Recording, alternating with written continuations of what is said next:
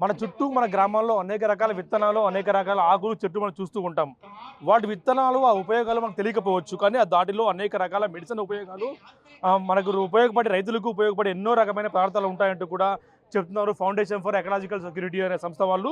ప్రస్తుతం మనతో మాట్లాడేందుకు విత్తనాల గురించి లేదా ఈ ఆకుల గురించి ఉపయోగాలు చెప్పేందుకు మనతో మాట్లాడేందుకు ఫౌండేషన్ ఫర్ ఎకలాజికల్ సెక్యూరిటీ సంస్థ భక్తవల్లి గారు ఉన్నారు. మనం మాట్లాడే ప్రయత్నం చేద్దాం. ఈ విత్తనాలు ఏవైతే మనం చూస్తున్నాం, కానుగ విత్తనాలు కానీ లేదా గురిగింజ, మనం సామెతలు ఎక్కువ వాడుతూ ఉంటారు. దీన్ని గురిగింజ అనేది విత్తనాలు, గుచ్చికాయ. మనం ఎప్పుడు కూడా వీటిని ఎక్కువ గీకి పెడితే హీట్ ఎక్కువ అవుతుంది. ఇట్లా విత్తనాలన్నీ కూడా చూస్తూ ఉన్నాం. వీటి ఉపయోగాలు ఏమి, వీటి ఎందుకు వాడతారనేది మనం మాట్లాడే ప్రయత్నం చేద్దాం. సో చెప్పండి, ఈ విత్తనాలన్నీ ఎక్కడ సేకరించారు, వీటి ఉపయోగాలు ఏంటి సార్ మనకు? ఇవన్నీ కూడా పాపాగ్ని పరివాహక ప్రాంతంలో ఉన్నటువంటి తలుపుల, గాండ్లపేంట, ఎన్పికుంట మండలాల నుండి సేకరించాము.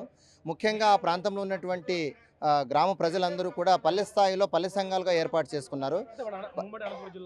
ఉమ్మడి అనంతపురం జిల్లాలో అటువైపు చిత్తూరు, ఉమ్మడి చిత్తూరు, ఉమ్మడి కడప, రాయలసీమ ప్రాంతాల్లో ప్రతి పల్లెలో నివసిస్తున్నటువంటి పల్లె ప్రజలు ఉమ్మడి వనరుల మీద రకరకాల అవసరాల కోసం ఆధారపడి ఉన్నారు. ఉమ్మడి వనరుల్ని చాలామంది ఎలా పనిచేస్తారంటే ప్రభుత్వాలు కానీ ప్రభుత్వేతర సంస్థలు కానీ నీళ్ల గురించి, విత్తనాల గురించి, నేలల గురించి, భూమి గురించి, అడవుల గురించి, చెట్ల గురించి, పశుజీవాలకు సంబంధించి, అట్లాగే పక్షుల గురించి, క్రిమికీటకుల గురించి ప్రత్యేకంగా దేనికి వాటికి సపరేట్గా పనిచేస్తూ వెళ్తుంటాము. కానీ ఇవన్నీ కూడా ఒకటి లేకుండా ఇంకొకటి లేవు. ఒకదాని మీద ఒకటి పరస్పరం ఆధారపడి ఉన్నటువంటి ఒక ప్రకృతి వ్యవస్థ ఇది. సో ఒక ప్రాంతంలో అంటే ఒక పల్లెలో కాకుండా ఒక భూప్రదేశ స్థాయిలో, ఒక ల్యాండ్స్కేప్ స్థాయిలో అన్ని అంశాలను బేరీజ్ వేసుకొని పనిచేయడం ద్వారా మాత్రమే మనం సమగ్రమైనటువంటి అభివృద్ధిని సాధించడానికి అవకాశం ఉంటుంది. పల్లెల్లో ఉన్నటువంటి జీవనోపాధుల్ని సుస్థిరంగా సాధించుకోవడానికి అవకాశం ఉంటుంది. పల్లె ప్రాంతాల్లో ముఖ్యంగా వ్యవసాయము, పశుజీవాల పెంపకము, తర్వాత ఉపాధి హామీ కూలీ, ఆ వ్యవసాయంలో కూలీలుగా పనిచేస్తూ కుటుంబం మొత్తము అన్ని రకాలుగా పనిచేయడం వల్ల మాత్రమే ఆ కుటుంబానికి ఆదాయం వస్తుంది. కానీ ఒక్కొక్క అంశం మీదే పనిచేస్తున్నటువంటి కుటుంబాలు నిలదొక్కుకోవడం లేదు.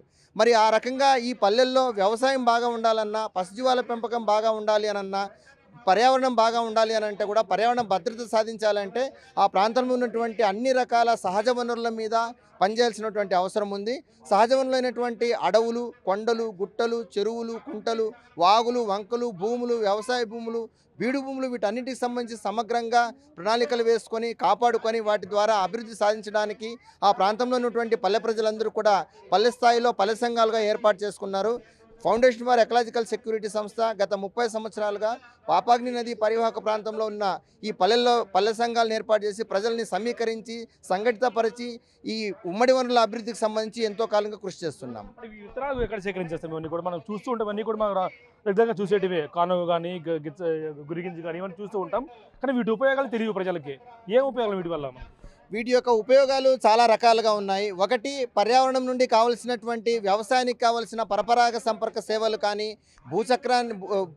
నీటి చక్రాన్ని స్థిరీకరించడం కానీ, అట్లాగే పోషక బదిలీని నిరాటంకంగా కొనసాగించడం కానీ, అదే రకంగా ఆ ప్రాంతంలో ఉన్నటువంటి రకరకాల పర్యావరణ సేవలు, వస్తువులు, పర్యావరణం యొక్క విధులు నిర్వర్తించడానికి కొండలు, గుట్టలు చాలా ఉపయోగకరంగా ఉన్నాయి. ఆ ప్రాంతంలో ఉన్నటువంటి పక్షులు కానివ్వండి, తూనీగలు, తేనెటీగలు, రకరకాల క్రిమికీటకాలన్నీ రైతులకు ఎంతో ఉపయోగపడుతున్నాయి. పశుజీవాలకు సంబంధించి కూడా ఎథనో వెటనరీ ప్రాక్టీసెస్, నాటు వైద్యం చాలా ఉపయోగకరంగా ఉంది.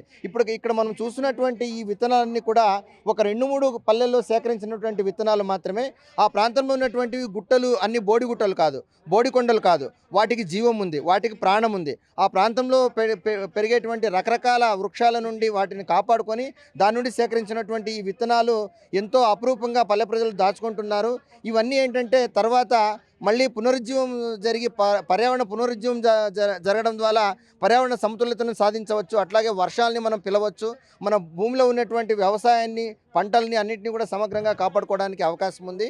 మరి ఇక్కడ చూసినటువంటి రకరకాల రేల కానీ, మోదుగ కానీ, గురిగింజ కానీ, వేప కానీ, కానుగ కానీ రకరకాల విత్తనాలన్నీ కూడా ఆ ప్రాంతంలో దొరికేటువంటి ప్రతి ఒక్కదానికి ఒక ప్రత్యేకత ఉంది. ఆ గ్రామంలో ప్రజలకు చాలా రోజులుగా, చాలా కాలంగా తెలిసినటువంటి నాటు వైద్యం కానివ్వండి, మానవ ఆరోగ్యానికి సంబంధించి, పశువుల ఆరోగ్యానికి సంబంధించి వీటన్నిటిని చాలా రకాలుగా ఉపయోగించుకుంటున్నారు. అట్లాగే కొన్ని రకాల చెట్లు, అందులో ఉన్నటువంటి పుష్పాల వల్ల పక్షులు వాటి మీద ఆధారపడడం, అట్లాగే తేనెటీగలు, సీతాకోచిలుకలు, కందిరీగలు, ఈ పర్యావరణ కారకాలన్నీ ఉండడం వల్ల వ్యవసాయంలో కూడా దిగుబడులు అత్యధికంగా రావడానికి అవకాశం ఉంది. ఇవన్నీ కూడా మేము వీటిలో కొన్ని విత్తనాలు చూసాం, కొన్ని అంతరించిపోయాయి. వీటిలో కొన్ని చాలా వరకు దీంట్లో అటువైపు అన్ని కూడా అంతరించిపోయిన జాతులు ఉన్నాయి. ఇవన్నీ కొన్ని చూసాం, కానీ వీటికి ఎక్కడ సేకరించారు ఇవన్నీ కూడా మీరు? ఎందుకంటే చాలా కష్టంతో కూడుకున్న సేకరించడం, ఎక్కడ సేకరించారు? వీటి వల్ల రైతులు కమర్షియల్గా ఎటువంటి ఉపయోగం ఉంటుంది?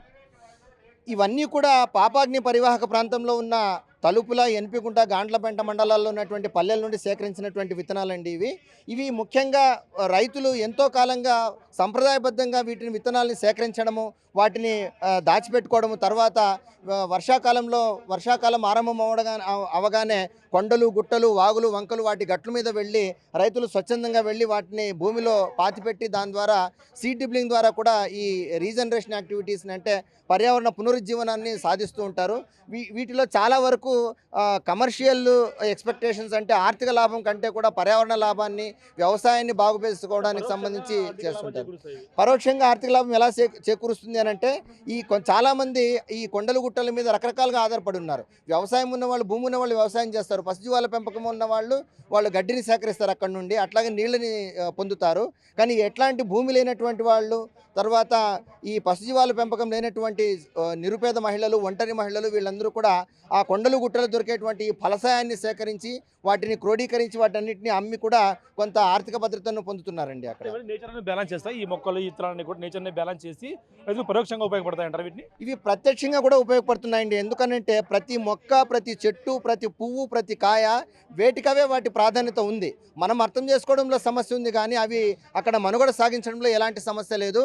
ప్రతి ఒక్కటి అవసరమే. మనం ఇప్పుడు గ్రామాల్లో ఏం చేస్తున్నామంటే ఈ యంగర్ జనరేషన్కి ఈ యొక్క ప్రాముఖ్యత అర్థం కావడం లేదు. కాబట్టి గ్రామాల్లో ఉన్నటువంటి పెద్దవాళ్ళు, వృద్ధులను, వాళ్లకు ఈ యంగర్ జనరేషన్ చిన్నపిల్లల్ని అటాచ్ చేసి ప్రతి సీజన్లో కూడా సీజన్ వాక్ చేయిస్తున్నాం, అట్లాగే విజ్డమ్ వాక్ అని చేయిస్తున్నాం. అంటే ఒకరోజు ఆ పెద్దవాళ్ళతో పాటు కొండలు, గుట్టలు, అడవుల్లోకి వెళ్తారు.